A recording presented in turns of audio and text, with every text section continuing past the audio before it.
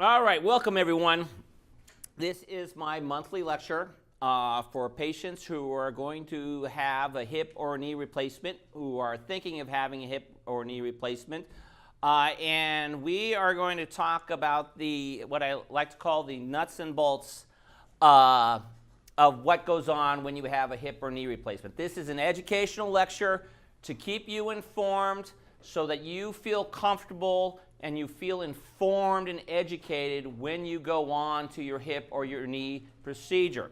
And again, I like to call it a nuts and bolts lecture because we're going to go over all the little details of where you go, what you do, what needs to be done before the surgery, what's going to happen during the hospitalization, and what's going to happen when you go home.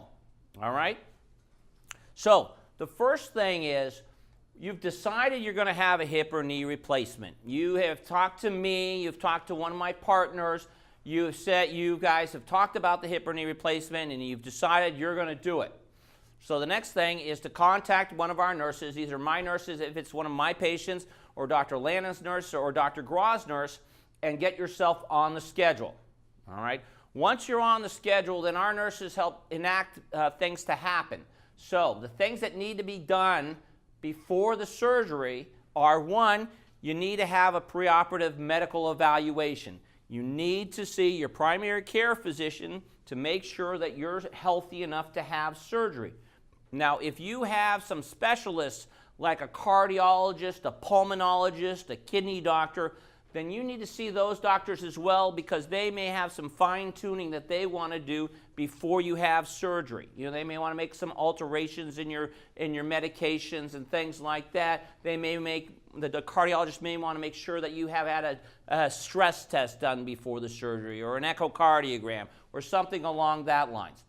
Also, you're going to have some blood tests done. You're going to have a CBC. You're going to have your EKG, your metabolic panel, your coag panel.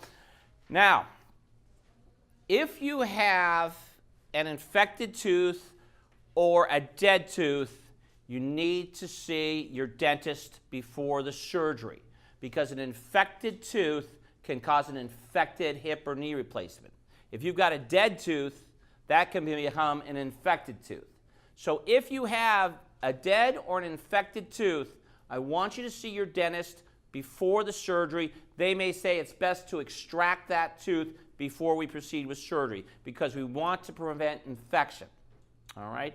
Now, I don't care if you've need a root canal. I don't care if you have a cavity. I don't care if you don't have the best gum care in the world. But if you've got a dead or infected tooth, I need that to be taken care of ahead of the surgery. All right? Now, the need for transfusion. The risk of needing an allogenic transfusion, in other words, blood from somebody else, is around 4%, and it's even, looking at the numbers recently, it's probably going down to about 1 to 2% risk of needing an allogenic blood transfusion, a unit of blood from somebody else.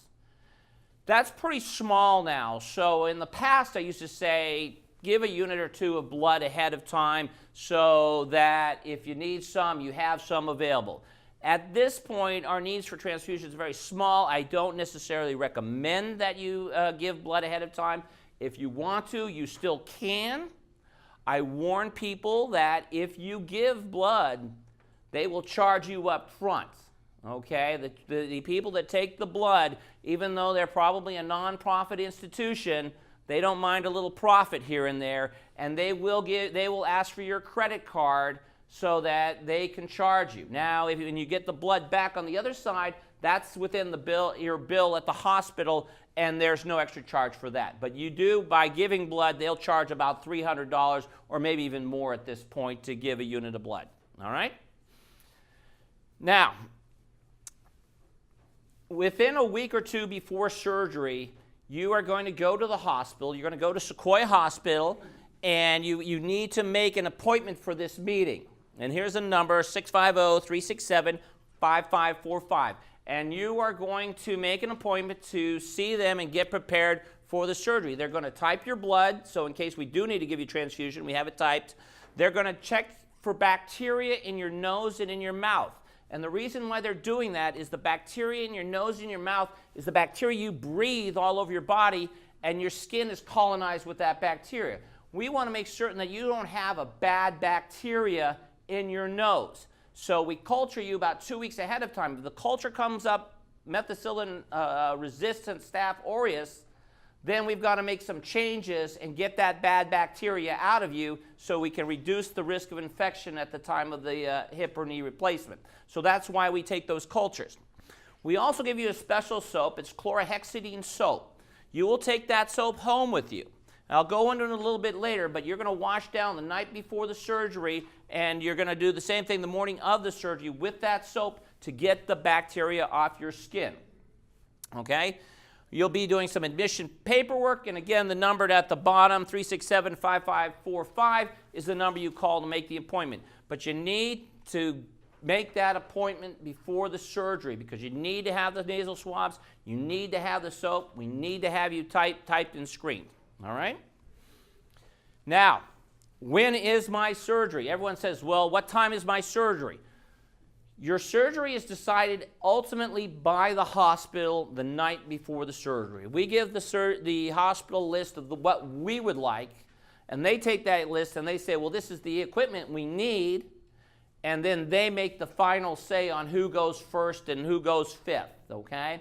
Now, diabetics have first preference because of the issues of their blood sugars and not eating the night before surgery. So the diabetics get the first surgery. After that, it depends on the equipment. It depends on the side, if you're left or you're right. It depends on if you're a hip or you're a knee replacement. It also depends if you're a very complex case, which we tend to do as the last case of the day. Okay? Now, if the surgery is on a Monday, you will be called on Friday. And if, say, your surgery is on Tuesday, you will be called on Monday. We do a couple of cases on Friday, and they will call you Thursday. Now, going back to the hospital stay, and this is where we're going to talk to you right now. Your hospital stay for the hips are going to be 1 to 2 days.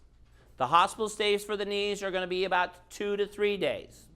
Now, when I talk about stays, orthopedic surgeons are like travel agents. When I say you're staying 1 day, that means 1 night, 2 days.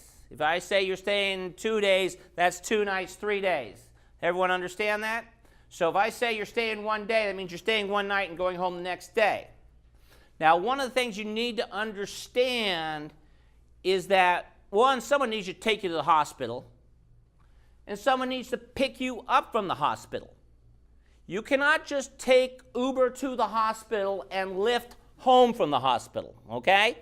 And so for that reason, you need to designate somebody to take you there and someone to take you back. And you can't have family members drop grandma off Monday morning and go to Tahoe and expect to pick her up next week, okay? Especially if she's having a hip replacement. She's only going to be there for a day or two. Someone needs to pick them up. Does everyone understand that? Okay, good. Now, this means preparation. You guys ready to see the sign over there? The Boy Scout motto, be prepared. All right, my son's an Eagle Scout. That's why I put that in there. You've got to be prepared. That means, again, you need to designate somebody to drive you. You need to designate somebody to pick you up. You need to designate someone to check over you for the next 2 or 3 days when you're at home to make sure you're not stuck on the toilet, that you're not stranded in your bedroom, that you're not starving to death, that you're getting fluids and things like that. I highly recommend that you prepare some meals ahead of time, put them in some Tupperware, put them in the refrigerator so you can come into the kitchen, open the Tupperware up, throw it in the microwave, and voila, you've got your meal. You don't have to do a lot of fixing and things like that. So do that ahead of time, all right? Also, things you need to do is the pharmacy. When you come into the hospital, you will see the nurses, and they will ask you, what pharmacy do you use? And the reason why they're asking this is that the pharmacy you use, we put it on the computer, and we send everything, all the discharge pharmacy stuff, through the computer to the pharmacy. So if you're on CVS on Main Street and in Mountain View, you've got to make sure you tell them, 1, it's the CVS, 2, it's on Main Street, and 3, it's on Mountain View. Okay? You've got to have that designated, and that way we can make sure that your medications go to the CVS in Main Street on Mountain View, not the CVS on Elm Street in Los Altos. Okay? So have that designated. Also, get a list of your medications. We don't want you to bring your medications to the hospital. If you have some very unique medication, say because of it's a rare cancer or something like that, okay. But if it's a standard medication, bring your list. The nurses will type that list in. We will verify that list and make sure that you get those medications while you're in the hospital. All right? And then we make sure you get the appropriate medications when you go home as well. Does that make sense to everybody? Okay.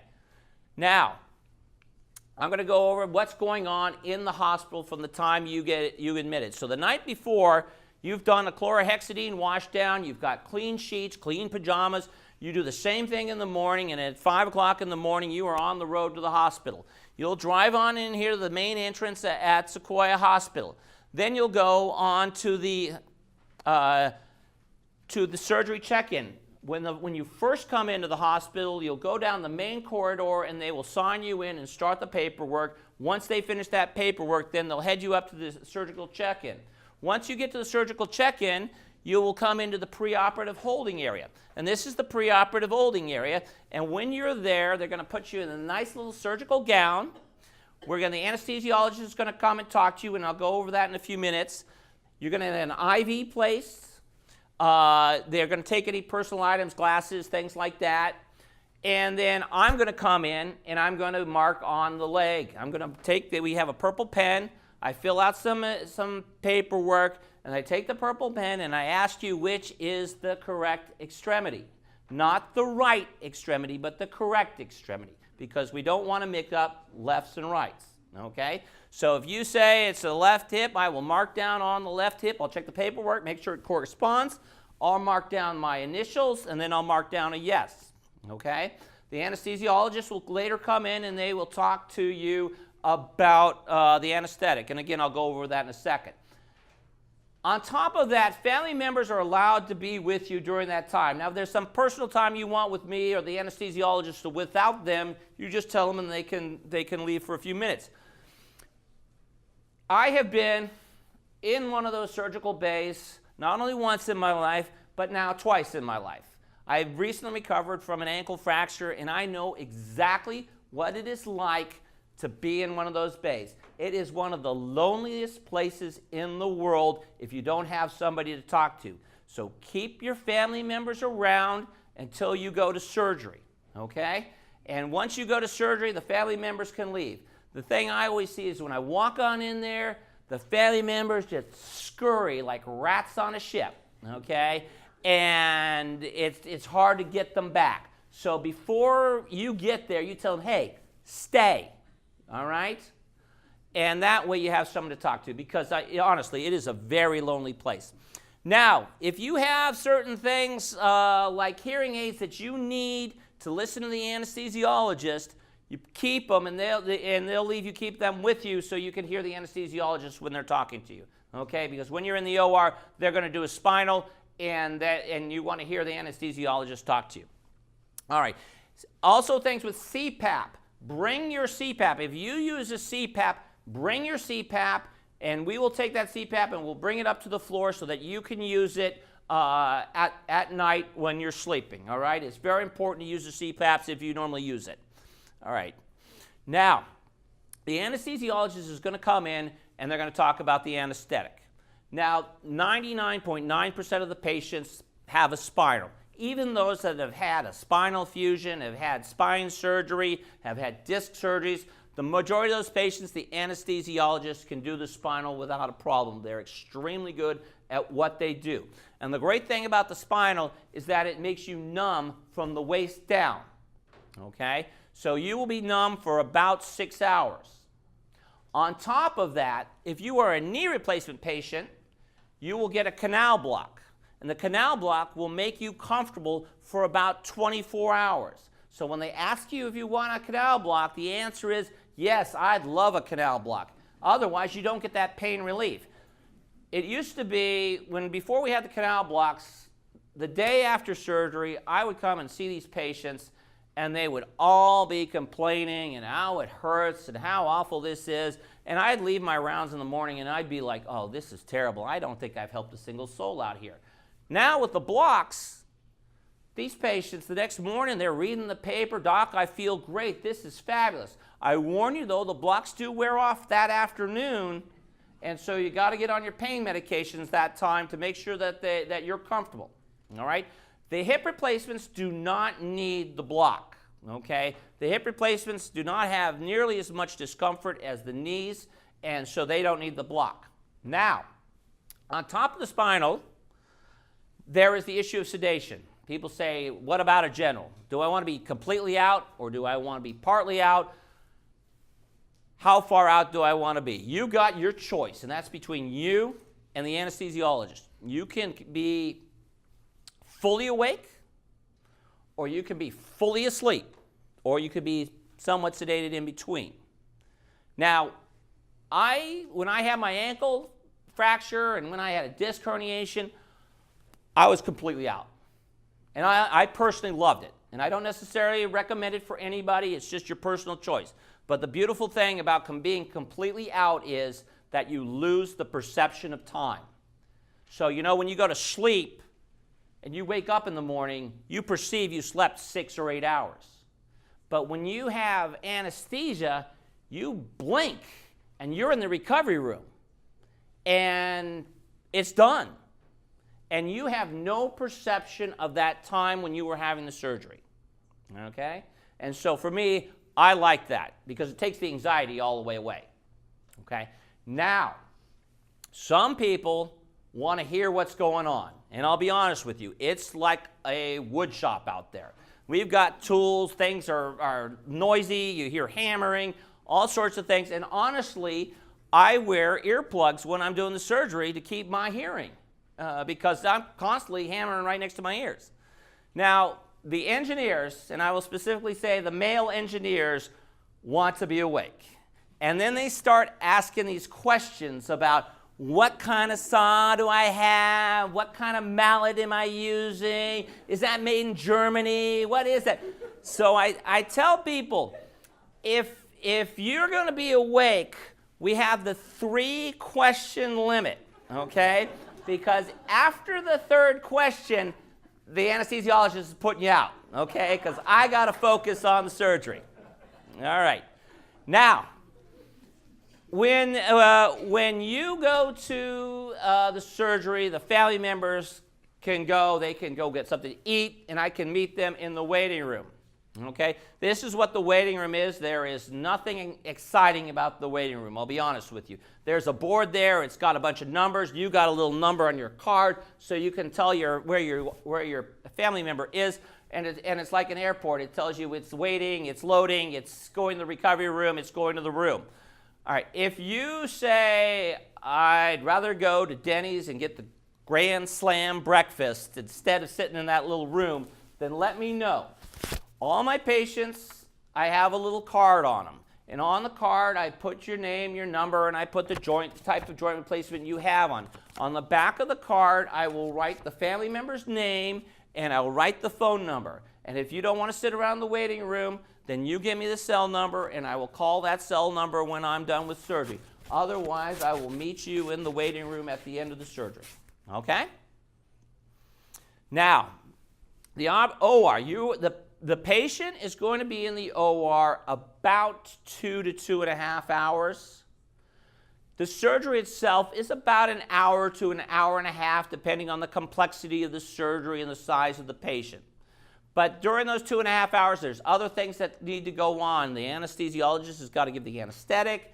We've got to prep and drape you. We've got to get you. We've got to put you in the right position. Then we do the surgery. Then we wake you up. We put the bandages on before we wake you up, and then we take you to the recovery room. So the whole process is about a 2 to 2.5 hour process. My part, the surgical part, is about an hour to an hour and a half. And that's how long I would expect to tell the family members from the time you leave to the time I can see them in the waiting room. Now, when you leave the OR, you're going to go to the recovery room. These are what the recovery rooms look like. You're there about 1 to 2 hours. And tell your family members they are not allowed in the recovery room. And the reason why they're not allowed in the recovery room is the privacy of the other patients. So the other patients are there. They've had other surgeries. There's the issue of privacy and HIPAA compliance. So that's the reason why we can't allow the family members to go into the recovery room. Now, once you leave the recovery room, you're going to go to the orthopedic floor. It's the 3rd floor at Sequoia Hospital. We have a whole section just for joint replacements, and I will go over what happens on the floor in just a few minutes. Okay. First, I'll talk about the hospital stay for the hips. So this is going to be specifically for the hip replacements. So day 0, and remember I'm like a travel agent, day 0 is the day you're flying to your destination. Day 0 is the day you are going to have your surgery, okay? So you have your surgery, but that afternoon, you're not going to be sitting around in bed. There is no sitting around in bed for anybody. They will sit you up on the side of the bed. The therapist will come to your room. They'll sit you on the side of the bed. If you feel good, they're going to stand you up. If you don't pass out, we're going to start walking you down the hallway, all right? So that's going to happen on day 1. Clear your diet. The first thing you're going to do is you're going to start with a clear liquid diet. And if you can tolerate the clear liquid diet, then we'll have you on a regular meal. Now, on day 1, that's the day after surgery, we want you on a regular diet. We're going to take the catheter out of your bladder. We're going to get the IVs out of your arm. We're going to start you on oral pain pills. You're going to have physical therapy twice that day. You're going to have occupational therapy once that day. I'll go into a little bit later about what goes on during the therapy. Your case manager is going to come around and they're going to talk to you about what to expect about discharge. You know, where your medications are going to be sent to, how you're going to get home, what kind of therapy you're going to get there, any help that you may need at home. Okay? For patients that are doing well at the end of the day 1, I will let them go home. All right? If you're not doing well, I don't want you to go home. But if you're doing well at the end of the day, and I'll go into that in a second, then I will let you go home the day after surgery. All right? Now, post-op day 2, for anyone that's still there, I want you on your oral pain pills. We're going to have the physical therapy again twice that day. You're going to have occupational therapy once that day. And in the afternoon, I'm going to let you go home. All right? Now, for those when you go home, there's certain criteria that you have to meet. You have to be cleared by physical therapy and occupational therapy. You have to be able to walk. You have to be able to climb stairs. Your pain has to be well controlled. Once you meet those criteria, we'll be able to let you go home. We will email your prescriptions to your pharmacy, and that's why I've asked you to give the name of the pharmacy and where it is beforehand. The hospital case management will let you will organize the delivery of a walker and a bedside commode if you need it, and that will be either to the hospital before you leave, or it will be to home, and this all depends on your insurance and such. Okay? Now, for the knees, on post-operative day 0, again, you're going to be having surgery. All right. You're going to have the therapy in the afternoon. You're going to be on the clear liquid diet. If you tolerate the clear liquid diet, then we'll let you have your steak and eggs or whatever you'd like. In the morning after surgery, we want you eating. We're going to take the catheter out of your bladder. We're going to get your IVs out. We're going to have you on your pain pills. Again, physical therapy twice that day, occupational therapy once that day. The case manager is going to come and talk to you about discharge. An occasional patient will go home the day after surgery. All right? Now, on day 2, again, physical therapy and occupational therapy. You're going to get your pain pills. If you've met your milestones, then we're going to let you go home. Remember now that you've gotten a block, and you may be excited the morning after surgery and say, I feel really good. I'm ready to go home this afternoon. Wait until the afternoon, because when that block wears off, you want to make sure that you're comfortable with the pain meds that you've been given. Okay? The worst thing to happen is, I feel good, go home, 9, 10 o'clock at night, the pain is excruciating, and you're taking your significant other and saying, get me to the emergency room because it hurts too much. All right? So in the afternoon, make sure that you're comfortable. If you're comfortable, I'm fine with you going home. But if you're not comfortable, I don't want you going home because I don't want you to have to come on back to the emergency room for pain medications. And also, you can't be nauseated when you go home. You need to be comfortable. You need to be able to eat. You need to be able to walk. You need to be able to go to the bathroom on your own. You need to be able to get out of bed on your own. All right.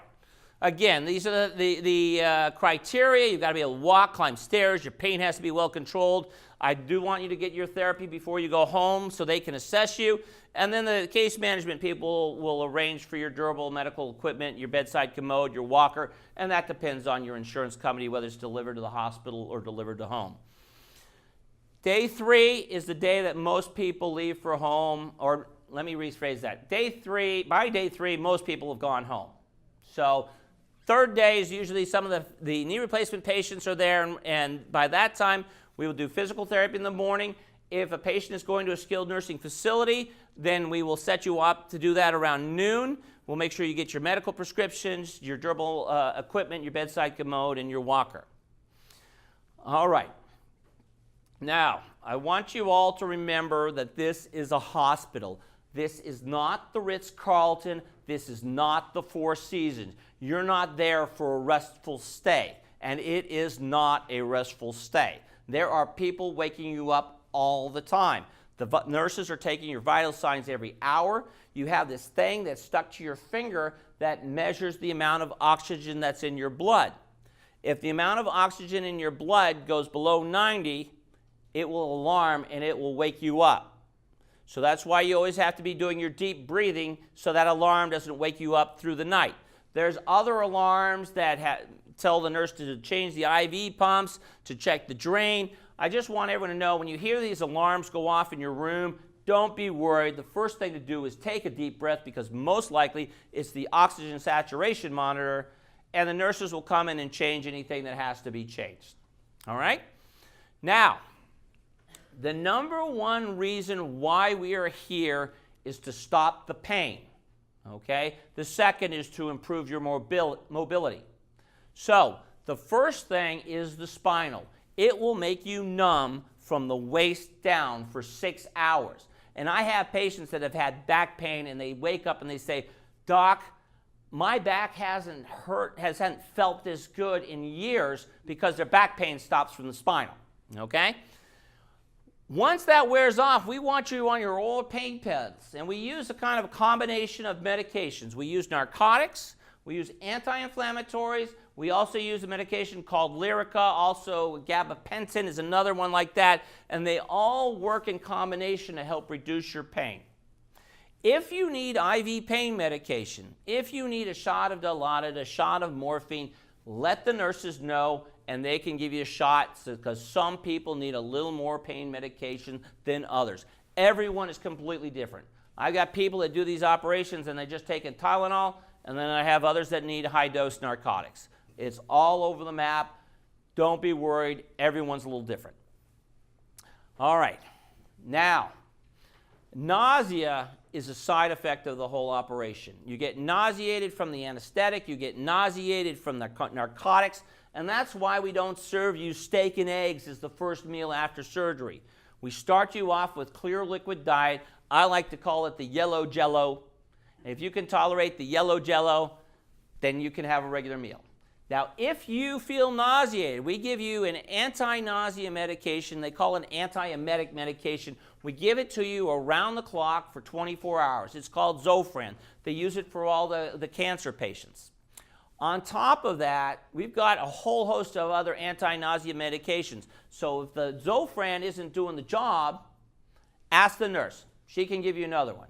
I warn you, though, that the nurses like Phenergan. And you say, why do they like Phenergan? The nurses love Phenergan because it not only stops the nausea, but it puts you to sleep. All right? And if it puts you to sleep, you can't complain about the nausea. All right? So, we've got a whole host of them. We've got Zofran, we've got Phenergan, we've got Compazine, we've got everything you can imagine. So don't worry, we can get rid of that nausea. Now, there was a study done several years ago in San Francisco, and it looked at fevers in orthopedic patients. And the truth is, the majority of the orthopedic patients will have a fever. When you were young, you used to think a fever means infection, and your mom would get all worried about it. But when you've had an orthopedic operation, That is not the case. If you have a fever, it's either from atelectasis in your lungs, or it's just from the blood pooling around the hip or around the knee. So don't get worried if you have a fever the day after surgery, and some people will have fevers all the way to 4 days after the surgery. Now, if you have a fever, it means you haven't been using this. Every one of you will get one of these when you leave the recovery room. This is called an incentive spirometer. If you looked into the hospital rooms, you'd think it was a bedside decoration because no one's using it, all right? So, I'm telling you now, you need to use it. Now, the first thing you need to understand is you don't blow into it. This is not, that doesn't do anything. What you want to do is breathe deep, because what the breathing deep does, expands your lungs, and that will help stop the fever. Now, if you breathe deep and you cough, that's even better, because you have to expand your lungs even more to cough. You can't cough after exhaling. You have to inhale to cough. 10 times an hour, every hour while you're awake. All right? Next here. If you have chest pain, if you have shortness of breath, if you feel sudden numbness, hit that little red button and the nurse will come see you right away. If there's a medical issue, the medical doctors will come see you first, and then they'll call me. If it's an orthopedic issue, they will call me first. All right?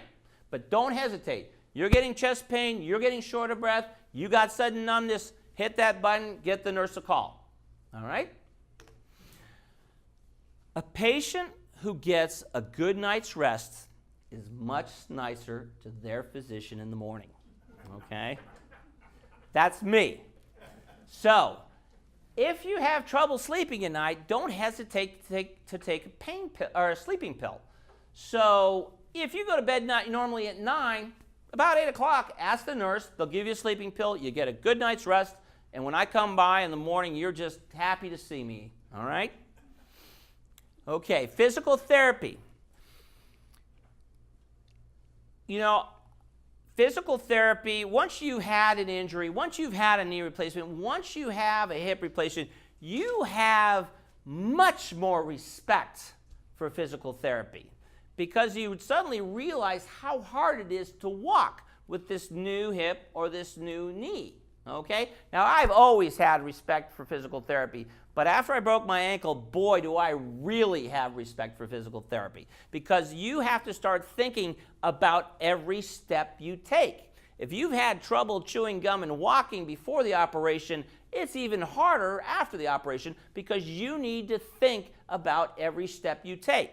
And the physical therapist will teach you how to walk again.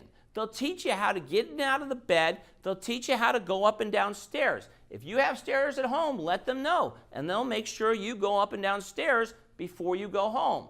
All right? They will see you the night of surgery, and then they'll see you twice a day after that until you go home. Now, when you get home, the physical therapist will see you 2 to 3 times a week for 2 weeks.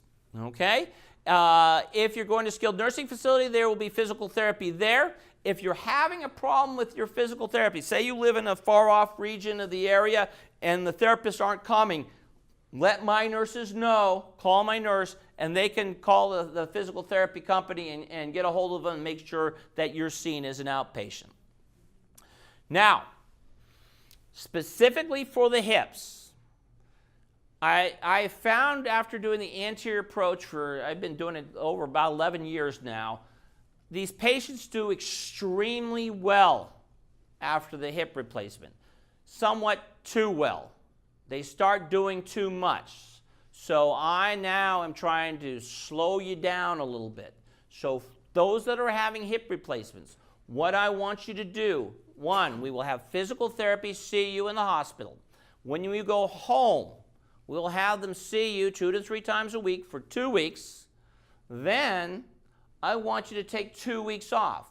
I want to give it time for you to heal, to let the bone grow into the implant. Then on week 5, you can start outpatient physical therapy, and I found that if you give that little waiting period, that the patients are much more comfortable when they start outpatient physical therapy, and they get much more effective physical therapy because they are much more comfortable.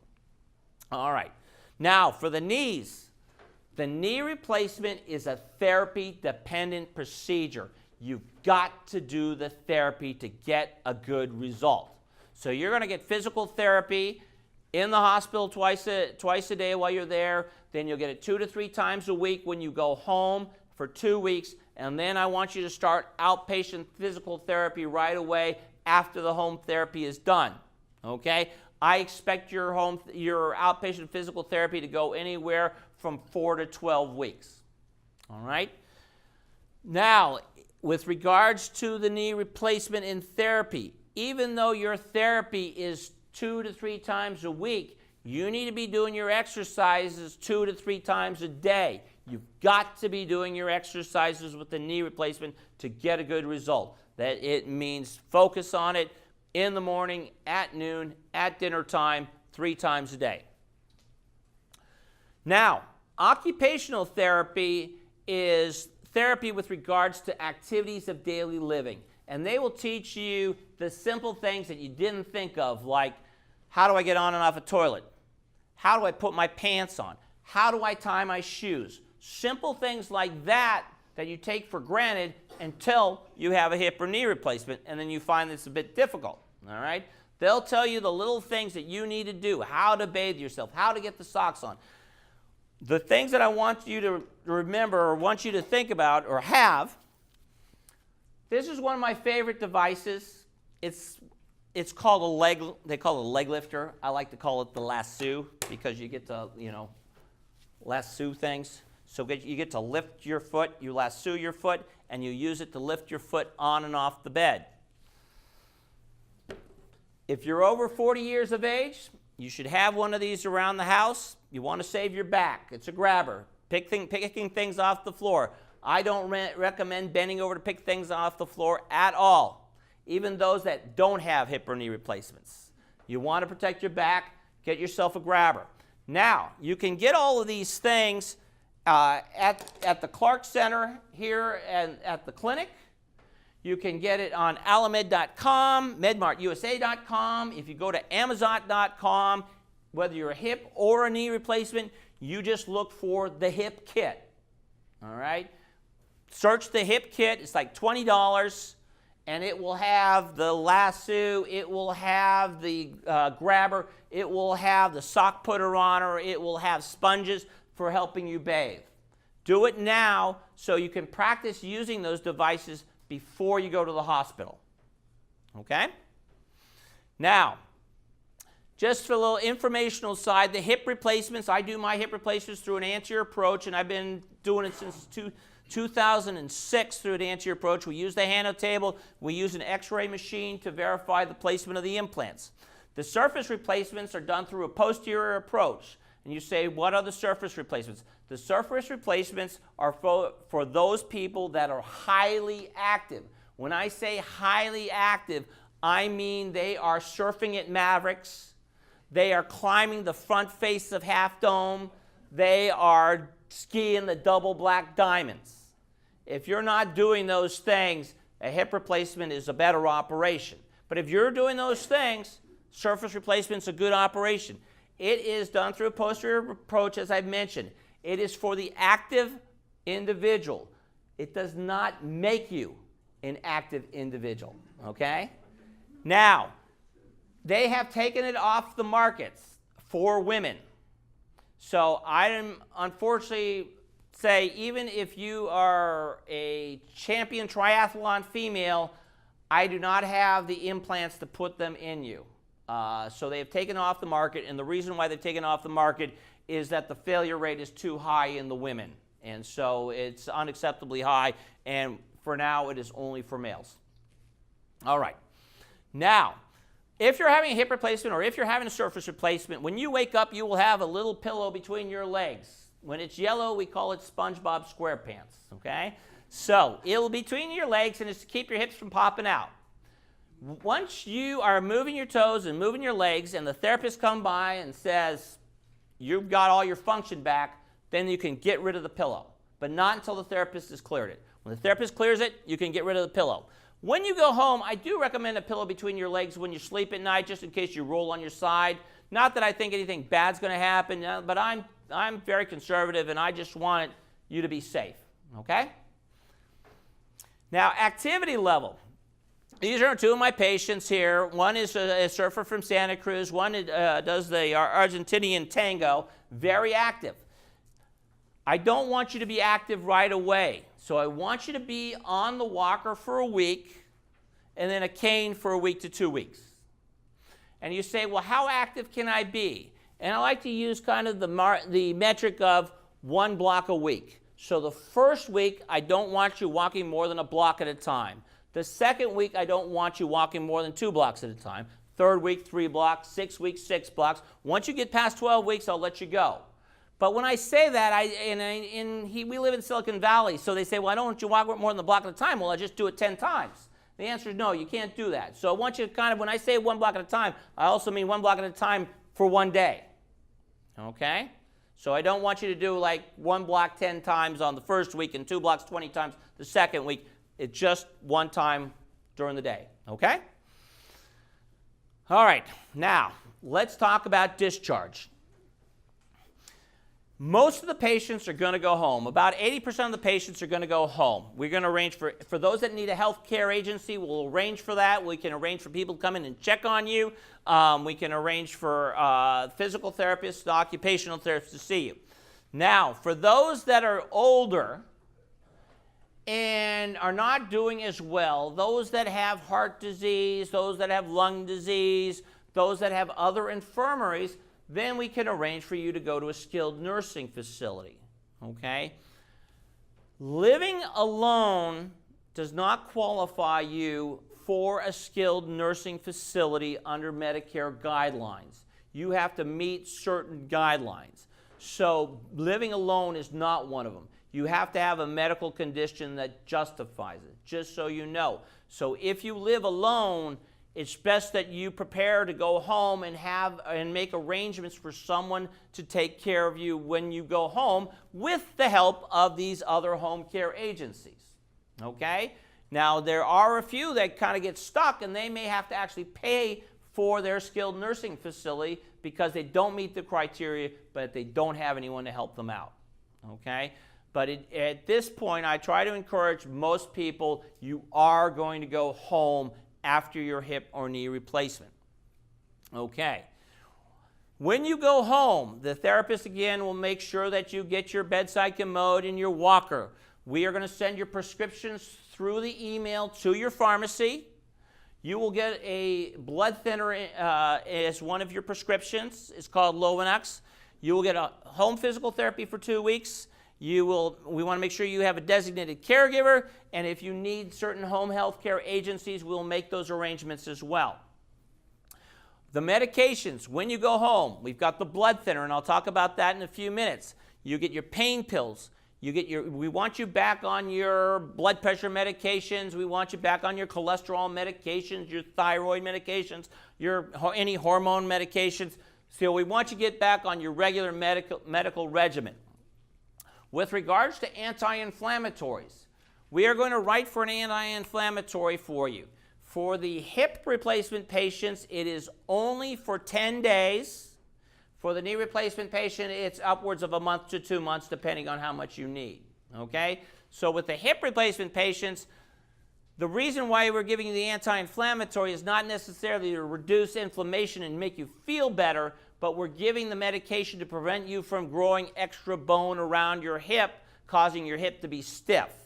Okay? And we only give it for 10 days because after 10 days, you start inhibiting the body's ability for bone to grow into the implant. And so we don't want to prevent that, but we do want to prevent extra bone. So just 10 days.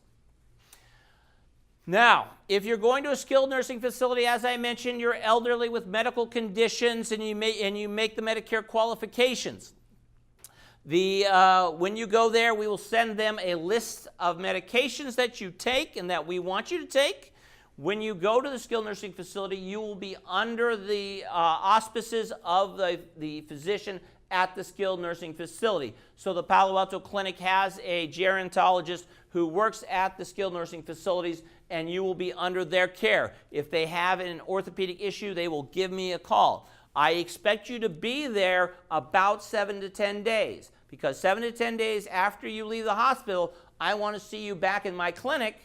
I'm going to take the stitches out, look at the wound, give you instructions, and then I expect you to go home after that. So bring your luggage when you come to the clinic 10 days after the discharge to the skilled nursing facility.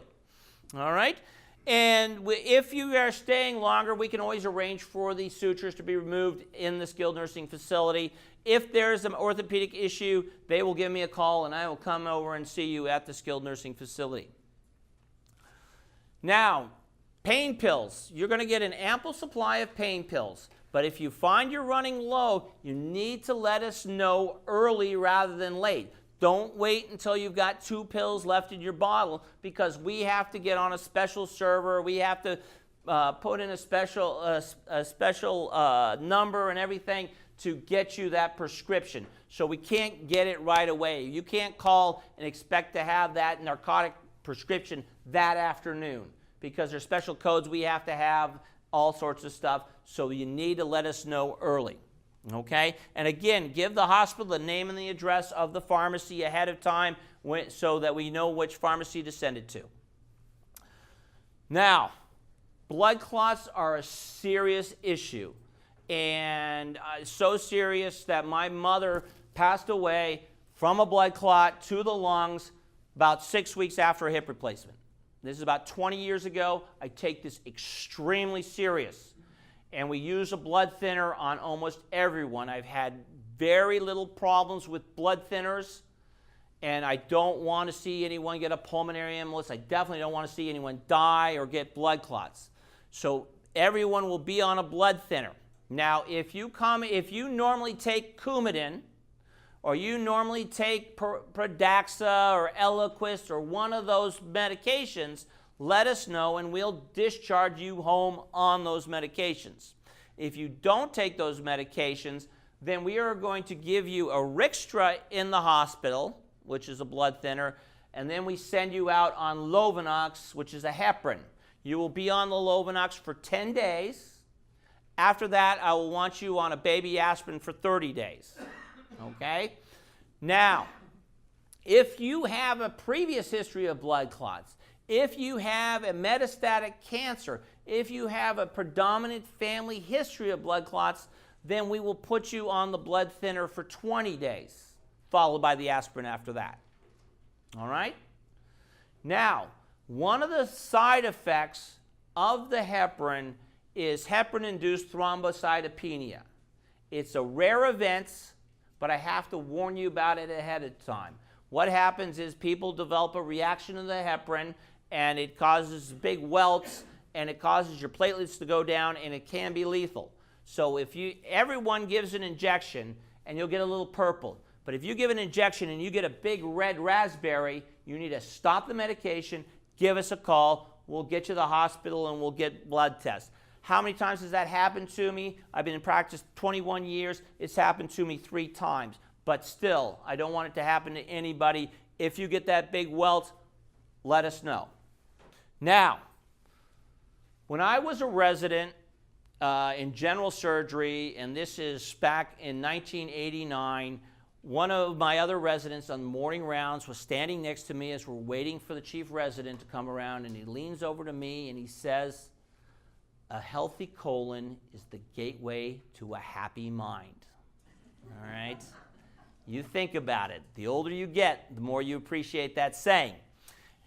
The side effects of all this operation is constipation. The narcotics make you constipated. You get dehydrated, which makes you constipated. You're not walking much, and that makes you constipated. It is the trifecta of constipation. So what we want to do is stop that before it starts. So Miralax, it's over the counter. It stands for miracle laxative. All right? I want you about 4 days ahead of time, I want you to take 1 teaspoon a day or 1 packet a day every day before the surgery. Now, if you start to develop loose stools, stop it. But I want you to start beforehand because you will get constipated afterwards. Now, when you're in the hospital and when you go home, we've got other medications as well. We've got the Colace, we've got milk of magnesia, we've got Dulcolax suppositories. We want you to get up and get walking, and we want you to stay hydrated. Dehydration is a major source of constipation, so you've got to stay hydrated. Your leg is going to swell. You have just had surgery. You're going to have a purple leg. It won't happen right away, but it'll happen about 5 to 7 days afterwards. You'll wake up and your significant other will look at your leg and they'll see something like this and they'll see a purple leg and they'll go, oh my God, call Dr. Harford right now. That's fine. I don't mind the phone call, but I just want you to know that is normal. All right? I won't say it's normal, but that is not abnormal. Okay? So if you have a purple leg, it means you need to keep that leg elevated. Okay? It's all from the blood inside the joint, and this usually happens with the knee replacements. The knee will hold upwards of a unit or 2 units of blood in it, and it eventually has to dissipate somewhere, and what it does is it dissipates out into the leg, and you'll see a purple leg like that. It'll go away anywhere from 6 to 12 weeks. The way to reduce that is elevation, ice, compression. Okay? For the knee replacements, you will go home with an ice machine. So I want you to use it. It will help reduce the swelling and it will help reduce the pain. I want everyone to focus now. This is probably the most important slide today. This is the slide about the wash down the night before the surgery. We have done an outstanding job at Sequoia Hospital. We have what they call the NISQIP, which is a national registry on complications throughout the United States. It's a third party that does it, and they measure infections rates, and it's done through hospitals all across the country. The last time we came up with a rating of exemplary for surgical site infection, and we want to keep it at exemplary, okay? We're very proud of our very low infection rate. The most important thing that you can do to prevent this infection is the wash down the night before the surgery. The infections come from bacteria on the skin getting into the implant and contaminating the implant. If we reduce the bacterial count on the skin, we can reduce the risk of infection. So that's why we culture your nose 2 weeks ahead of time, and that's why we have you do the wash down the night before. Now, we want to wash down the night before. I want clean sheets, clean pajamas, okay? Then, in the morning, wash down again, from the neck down, clean clothes. I do not want 2-week-old sheets the night before. I don't want a week-old pajamas, and I don't want you to wear your farm clothes into the hospital, okay? We want to keep this area clean. We will see you a week after surgery, so anywhere from 7 to 10 days. And we will take any stitches that need to come out.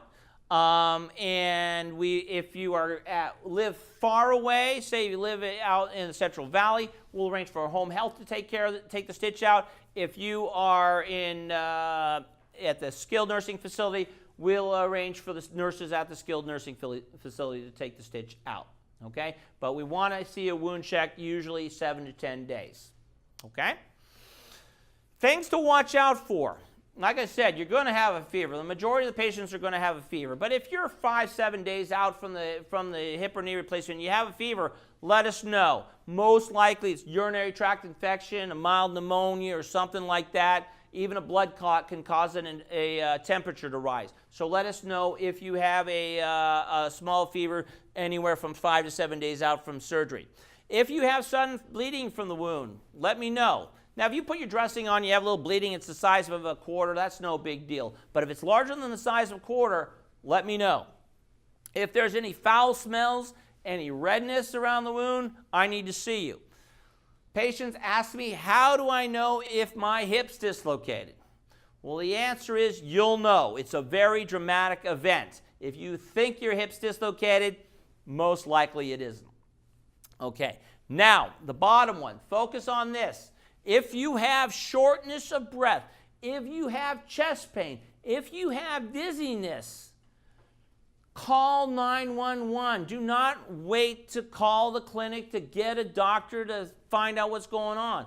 Those are serious things. Chest pain and shortness of breath are very serious. Call 911. They'll take you to the hospital. We'll have emergency people check you out first. Okay? All right, expect the unexpected. The knees, they're going to click. They're going to click for anywhere 3 to 6 months. Your career as a cat burglar after a knee replacement is over. It will not happen. You get out of a chair, you'll hear a click. Usually it goes away as the tissues grow around the kneecap and it muffles the sound. You're going to have good days, especially the knees. You're going to have a great day. You're going to walk 3 blocks, and the next day is going to be murder. That's normal. It goes up, it goes down, it goes up, it goes down, it goes up, it goes down. The general tendency is to go up all the way, but it's a jagged up and down. So don't be scared if you have a bad day. That's completely normal. You can occasionally get spotting on the wounds. You can occasionally have a stitch sticking through a wound. And again, if you see a stitch, give me a call. And the knees, they are going to be warm for upwards of 3 to 6 months. Don't be worried about them. They're all warm. Also, the hips. The hips you're going to feel long right away because your muscles are weak and you're going to drop your leg down. It's normal to feel long. Usually by 6 to 12 weeks, that length perception has gone away. Now, the legs are going to swell. If you don't like the swelling, wear the white stockings. Like I like to say, I had my ankle surgery. I wear my white stockings to keep the swelling down. So don't be afraid to wear the white stockings. I wear them pretty much every day. I've been doing it since I was a resident. I'm on my feet all the time. It keeps the swelling down. They are not that bad to wear, and they're not that hard to get on. Okay? I like to tell my patients, this is not your hip or knee replacement. This is my hip or knee replacement. You guys are just borrowing it. I'm very proprietary over my joint replacements, and I want to see them back. There's 2 reasons for chronic follow-up. One is quality assurance. There's no way I know if I'm doing the right thing unless I see my patients back. When I see a patient back 15 years after a hip replacement and I see it's working, then I know I'm doing the right thing. I don't know that if you don't show back up. Okay? The second is if there's something going wrong but you don't perceive it, I want to take care of it early before it becomes a catastrophic event. Now the follow-up schedule goes like this. We want to see you in 7 to 10 days to make sure the incision looks good. We want to see you at 6 weeks to make sure you're moving around. The knee replacements, if you're not bending your knees beyond 90 degrees at that point, then I'm taking you back to the OR to bend you under anesthesia. So you got to work hard with physical therapy. All right? Then I want to see you at 12 weeks. Then I want to see you at a year. And then I want to see you at every 3 years thereafter. And I'll admit, I keep a constant rotating follow-up on my patients to check on who's doing what. And what I found is the men are not following up well. So I'm encouraging the men to follow up well. The women, they're on it. They are there at the year, the 3 year, the 6 year. The men, they're a year, and then maybe a few will show up at 3 years. So you really want to see you back. The only way I see the men back is when they come back for their other side to be done. So I really want to encourage you guys to follow up. Also, you will all be given surveys, what we call Hoos and Coos scores. And these are so we can evaluate our treatments. And so when you get an email for one of these scores, I encourage you to fill it out so it helps us keep track of our patients and make sure that we're doing the right thing. Antibiotics for dental work. The antibiotics for dental work, the ideas have changed for 20 years since I've been in practice. You know, one time they're like, well, everyone needs it all the time. Then now we're at this point that, well, maybe you don't need antibiotics with dental work. The consensus changes all the time. The current consensus is you guys don't need it. From my perspective, though, and I will admit this is my perspective, if you don't have trouble with antibiotics, you don't get colitis, you don't have a reaction, you don't get thrush, it doesn't give you GI upset, take the antibiotics before you have the dental work. All right? I've just gotten emails from the big brother who says you should really be cutting down on the antibiotics. And last week I had a patient who came in who got an infection after a dental procedure. So I'm like, the guys that make the consensus reports, they're not the ones taking out the infected knee replacements at 2 in the morning. I'm the one taking them out. And it is a big deal when someone gets an infected joint replacement. So if you have problems with antibiotics, then don't take them before your dental work. But if you don't have problems, I would recommend it. If it was me, if I don't have problems taking four tablets an hour before my dental work, I'm going to take them. All right. Foot care. This is very important. As we get older, our feet start cracking and we start getting fungal infections. These fungal infections and cracking in the feet leave open spaces for bacterial infection. The foot gets infected, that joint replacement that's above that foot can get infected. So you need to have chronic foot care to make sure you don't get an infection. So you should be using an emollient on your foot, a moisturizer, Eucerin cream, something like that. To keep it moisturized, you should be using a fungal cream on a regular basis to keep fungal infections away, to prevent infections. You've got to keep the feet well moisturized, and you've got to keep the fungus away from the feet. So important from preventing infections. Not right after the surgery, but it's the 5 to 10 years after the surgery that we see this problem. So keep those feet healthy. Hip precautions. I do my hip replacements through the anterior approach. The risk of having a dislocated hip after an anterior approach in my hands is less than 0.5%. Okay? It's now becoming a rare event. But if you look at me, I am very much a risk-adverse person. So, for the 6 weeks after the surgery for people with hip replacements, I do not want you bending over picking things off the ground. I do not want you crossing your legs at the knees. Okay? After the 6 weeks, you can go to it. That's perfectly fine. And I will usually test you out in the office. I'll have you go down, pick something off the floor. I'll have you cross your knees so that you feel comfortable doing it. All right. Now, simple tips. 1, leave your jewelry, expensive watches at home. Wear your basic glasses. When you're walking around the hospital, if you're going to wear your own clothes, I don't want you on flip-flops. I don't want you on long nightgowns where you're going to trip over that. So be sensible. T-shirts, shorts, sweats, things like that. Bring your basic toiletries. Bring your CPAP. If you have a CPAP, bring it. All right. Now, the hospital will provide you with a little packet. It will have eye shades so you can sleep during the day. It will have earplugs so you don't have to listen to the noise of the hospital. And most importantly, you're going to have a notepad.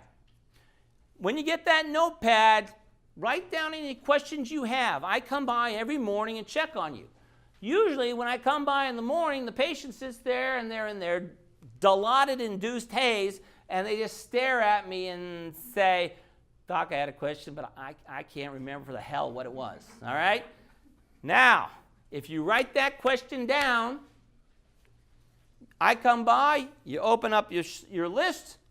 Doc, what am I doing today? Can I eat this steak and eggs? Can I walk down the hall? All that kind of stuff. All right? Now, other tips. Get a long-handled shoehorn. I know IKEA sells it for like $1.99. I got one myself. Ice machine for the knees. The hips, they will not give you an ice machine. But for the knees, you will get an ice machine at the hospital, and you can take it home with you. Use it every day. Use it for about an hour at a time. Give yourself 20 minutes off. I don't want you to get any frostbite from it, okay? But use it. Now, Shaving the legs. For those of you that are bicyclists and like to shave your legs, no shaving your legs around the extremity or for at least 5 days before the surgery. Okay? The reason is when you shave your leg, you create microscopic nicks in the skin, and bacteria invade those little nicks. And it's been shown that people that shave the leg before the surgery versus those that do not, those that shave the leg have a higher risk of infection. Okay? So no shaving 5 days before the surgery. Now, I have one simple story before we go into the questions section. When I was a chief resident at the White River Junction VA Hospital in White River Junction, Vermont, and if any of you know where White River Junction VA is, it's at the halfway up the state between Vermont and New Hampshire. And I was the chief resident in January, and during that time, they had the weather that they're currently experiencing today. There was a nor'easter coming in. And during that time, on the Thursday, there was a farmer. He was up in the rafters in his barn, and he fell from his barn. He landed on his hip. He crawls on into his house, and he does what any good New Englander does. He puts bag balm on it, because bag balm cures almost everything. Okay? So he puts the bag balm on the hip over the night. The next morning, he wakes up, his hip is still hurting him. He says, well, obviously something bad's going on. So he crawls into his Ford F-150 pickup truck. He gets on the 91, and he drives on down to the White River Junction VA Hospital. Now the nor'easter is coming in. I'm on call. It's starting to snow. They give me a call saying this guy's in the hip. You got to come in and see him. So I come on in. It's starting to snow. I drive into the parking lot. I get into the emergency room. There he is. He's on the stretcher. And I look at his x-rays. Sir, you've got a hip fracture. He says, well, what do we got to do? I said, we got to fix it. He says, let's get it done. So I take him upstairs to the OR that night, put 3 pins in his hip. The next morning, it's snowing. Snows all Friday night. It snows all Saturday night, all Sunday night, and Monday morning is the most gorgeous New England morning, minus 20 degrees. That farmer gets up, showers, shaves, gets in his F-150 pickup truck, and he drives home.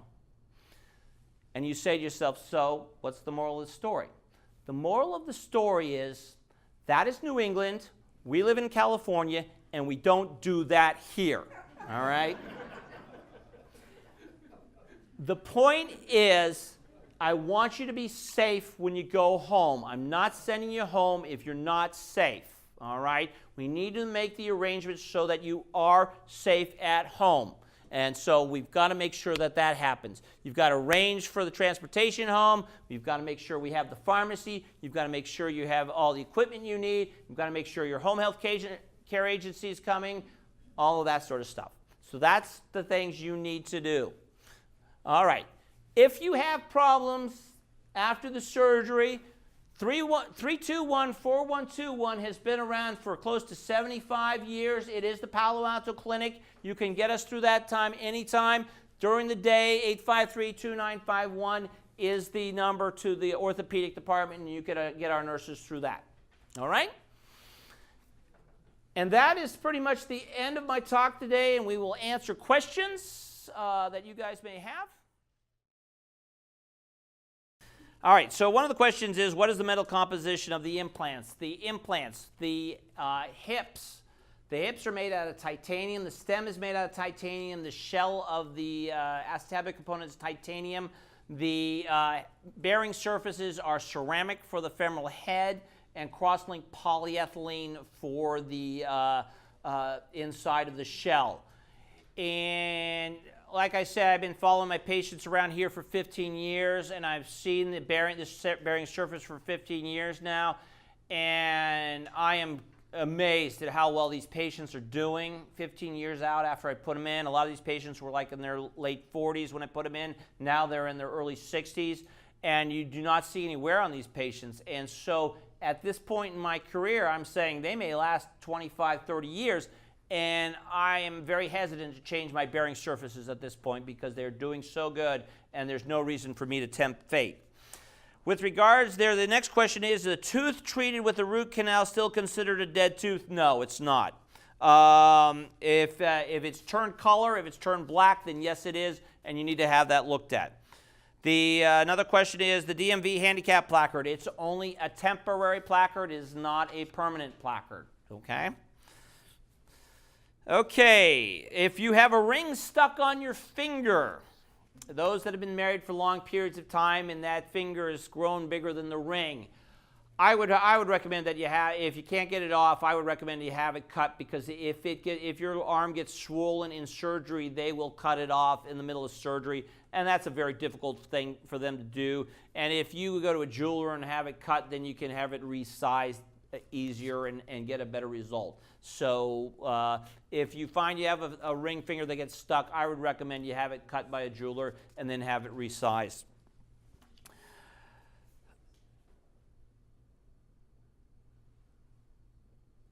Okay, someone has something about my English capabilities here. Let's see. For the incentive spirometer, when you say 10 times every hour, is that 10 exhalations? No, that's 10 inhalations. Breathing in. Okay? Why do I prefer Percocet or OxyContin instead of the less potent one, hydromorphine or Tylenol with codeine? There's basically the three major oral narcotics: codeine, hydrocodone, oxycodone.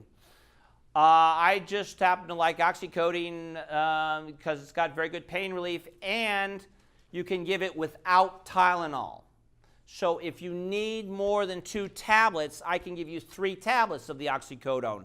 The hydrocodone has Tylenol on it. There's no isolated hydrocodone tablets. So I'm stuck at 2 tablets because the Tylenol becomes toxic when you start giving more of it. So that's why I like oxycodone over the hydrocodone. Now, if you say, hey, I get sick with oxycodone, but hydrocodone I don't, then we will put you on the hydrocodone, okay?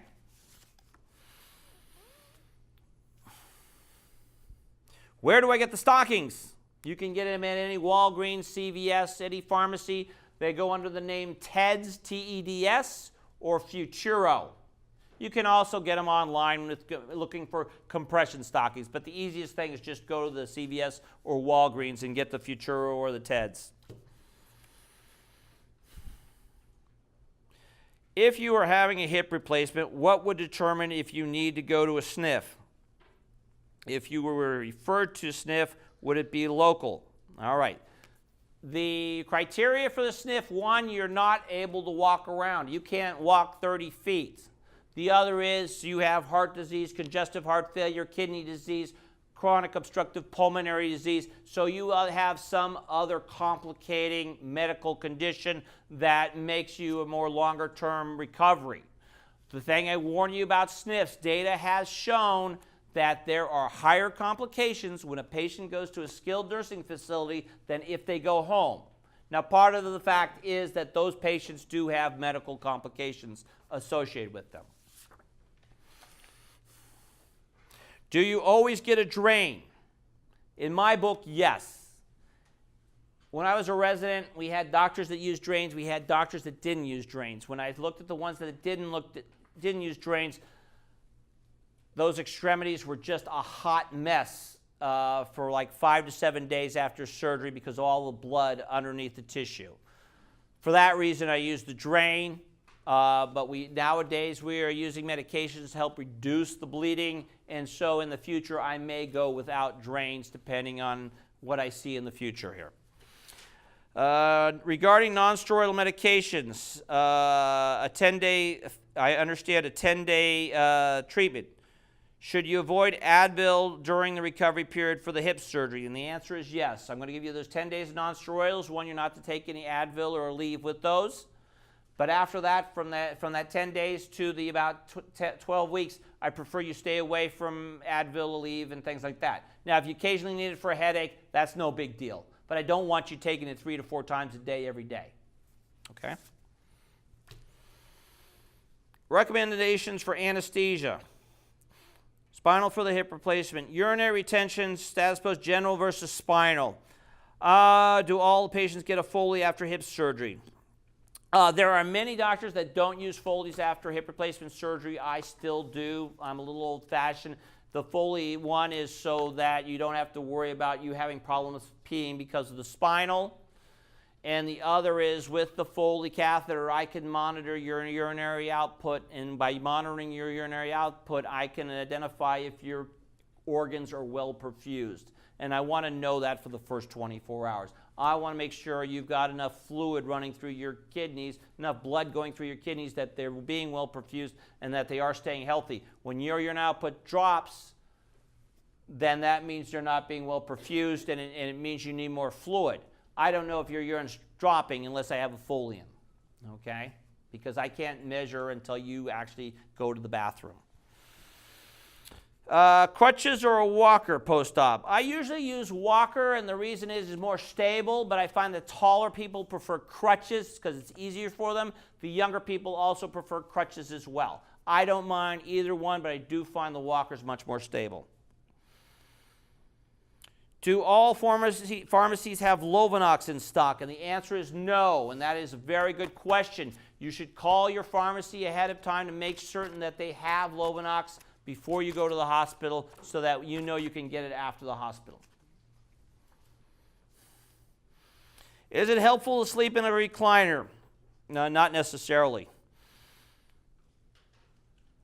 Do I have to go to Sequoia for a pre-op prep, or can I go to my local hospital? No, you have to go to Sequoia Hospital because we need to get the bacteria cultures done there. We won't have the results if you go to another hospital. So that's why I need you to go to Sequoia Hospital to get those cultures done.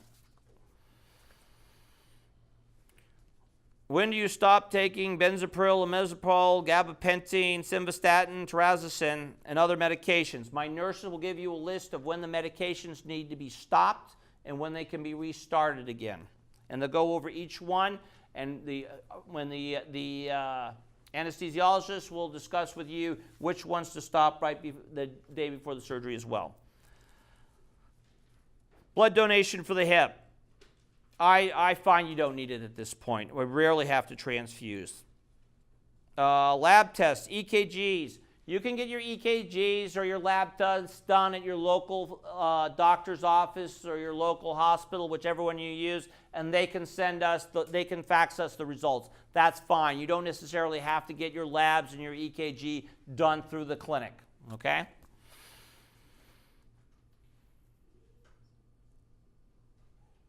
Heparin welts. The question, I guess, is if you get a welt from the heparin, the answer is you need to stop it and you need to give us a call.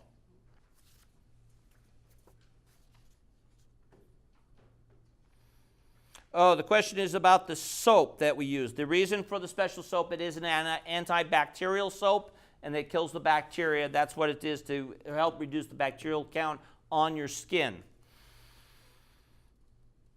What activities are forbidden after surgery and rehab is complete? So, for the hip replacements, no bending over or crossing your legs for the first 6 weeks. Knee replacements, that's fine with me. Keep your activity level at a block a week.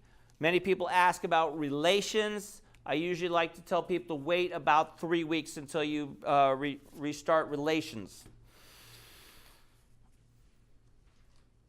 Okay. What causes cellulitis? And the answer is bacteria. What is the maximum age for a safe hip replacement? There is no answer. I'll tell people the youngest person I ever did a hip replacement on is 16. The oldest person I've ever done a hip replacement on is 98. Okay? And then I had one of their neighbors say, why don't you do one on me? You did it on him. He's 98. I'm only 96. So there is no limit, but you've got to be healthy enough for it. How soon can you golf? That is probably one of the most important questions. I will let you putt like 2 to 3 weeks after surgery. You can go to the range about 6 to 8 weeks after the surgery. You can start going on the golf cart at about 8 weeks. You can walk the course at about 12 weeks.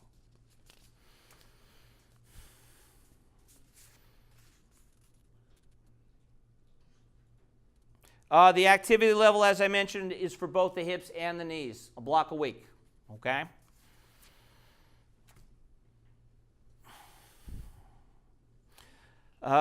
Sleeping on your back, is it preferred? The answer is yes. I am not a back sleeper myself, so I know that you want if you want to sleep on your side, you got to put pillows between your legs.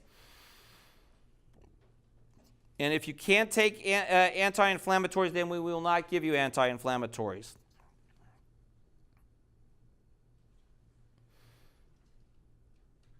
When we talk about clean clothes before you go to the hospital, I mean washed, not necessarily new clothes. No animals. Yes. No, I do not want your pet dog, your pet cat walking all over your new extremity for the first 6 weeks after the surgery. Okay? And I'm very wary about cats in the sense that they can claw your leg below your knee or hip replacement, and that can be a problem. So if you have cats, I do not recommend wearing shorts. Okay? I recommend wearing long pants to prevent the cats from clawing into your skin. Antifungal treatment of the feet before the surgery. If you've got fungus on your feet now, I would recommend it. It's not a deal breaker. It doesn't mean we have to cancel the surgery. But if you got fungus on your feet, start working on getting those feet healthy. Healthy feet will lead to healthy legs and will prevent you from getting an infection. All right, and that concludes all the questions here, and I will let them finish off their recording, and then we will go to open forum. And we will talk about any other questions you may have.